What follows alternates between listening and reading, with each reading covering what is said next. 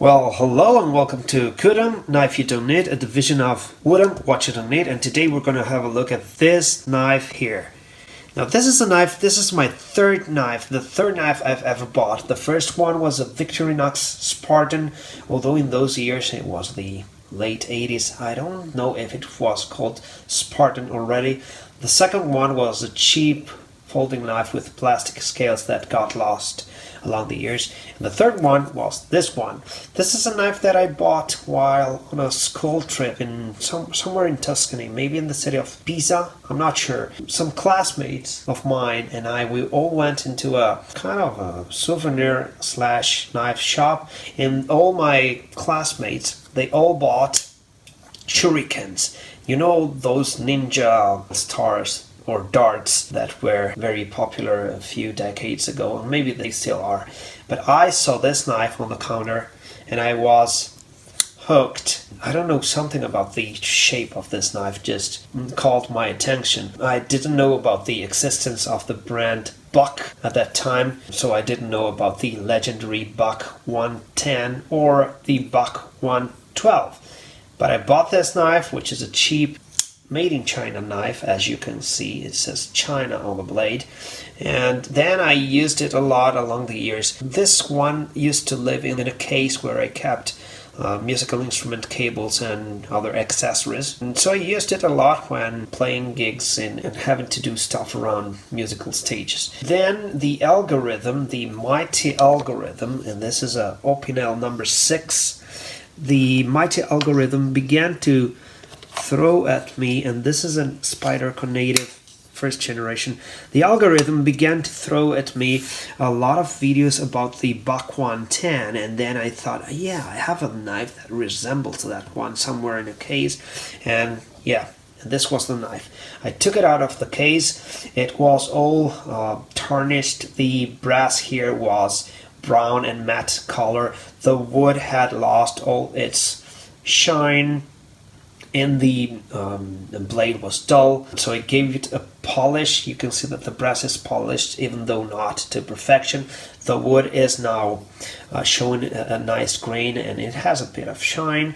So I used the fretboard cleaner by Paul Reed Smith to clean these scales. It's an oil used to nourish rosewood or ebony wood. Musical instruments, fretboards are like guitar spaces are sometimes made of rosewood, so it's I used a specific product for those woods, and it worked well on the scales of this knife. I like this knife. Now for comparison, this is an Opinel number 6.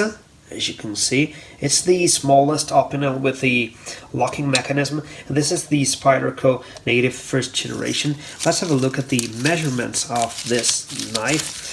It has a whole length of 17 and a half centimeters, which means almost 7 inches, and the blade is, well, almost exactly 3 inches, as you can see, which in centimeters is 7.5-ish. Okay, now let's have a look at the weight. So you owners of Buck knives, of Buck 112s, you can tell me if the weight of this knife, of this cheap knockoff, is the same or it's lighter. So it weighs 112 grams. 112 grams. And let's have a look at the features of this knife. Now the blade is, well, the shape is similar to that of a Buck 110 or 112, with some differences, of course. It has your nail nick. It has these, which I find quite pleasing. These are slots, notches. They may be used to improve grip and to gather dirt for sure, but still I like them aesthetically. It says camping. This lettering has always bothered me. I didn't want it to say camping. I used it for camping for the first years, and then I switched it for different uses, but I didn't like it to say camping. This must be the symbol of the brand. It's like a bell, only it's 2 bells in one, kind of a twin bell. If you know about this brand, please tell me in the comments. And then about the steel, it says high stainless China.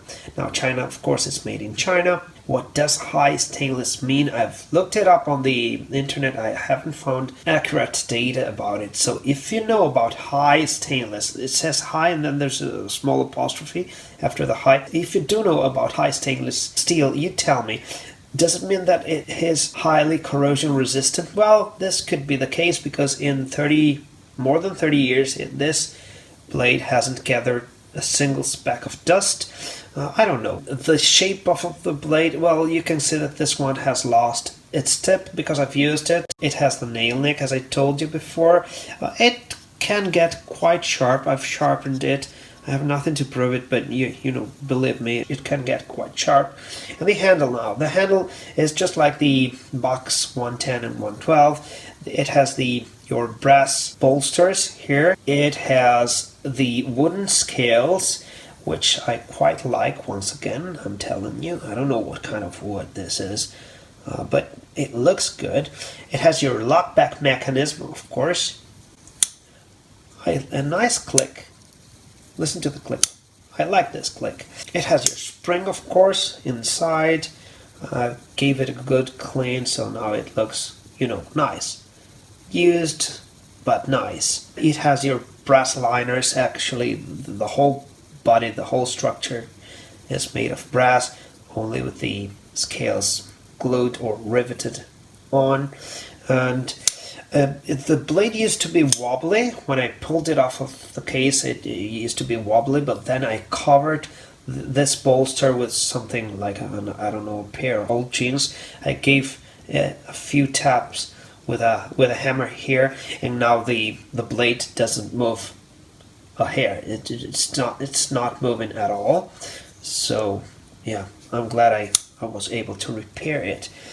You know, all in all, I really like this knife. If it didn't say camping, I would like it even more.